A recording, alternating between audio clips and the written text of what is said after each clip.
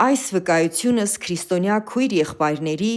մեկը մեկի հանդեպ ուշադրության և հոգատարության մասին է։ Մի տոնի նախօրեին քրիստոնյա մտերիմ քույրերիցս մեկը հյուր էր եկել իմ տուն։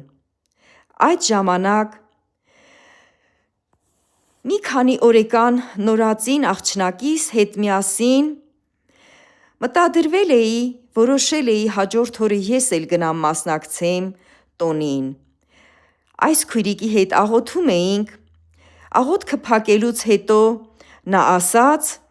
որ հոգու մեջ զգաց, որ ես վաղը չպետք է նորածնիս հետ գնամ այդ տոնին։ Նա չբացատրեց, թե ինչու, ուղղակի ասաց, որ չգնամ տոնին։ Ես այդ ժամանակ նորահավատ էի և դեռևս չէի կարողանում առաջնորդվել Սուրբ Հոգով, իսկ քույրիկին պնդելով ասացի, որ անպայման պիտի գնամ, ախր ես ինչպես բաց թողնեմ այդ գեղեցիկ տոնակատարությունը։ Հաջորդ օրը այդ քույրիկը եկավ առավոտյան, ինձ նորից համոզեց, որ մի քանի օրեկան երեխայիս հետ չգնամ տոնին։ Իհարկե շատ տխրեցի, բայց այնուամենայնիվ համաձայնվեցի չգնալ։ Ժամեր անց, երբ արդեն տոնակատարությունը ավարտվել էր, քրիստոնյաներին հատկացված ավտոբուսով հետ վերադառնալիս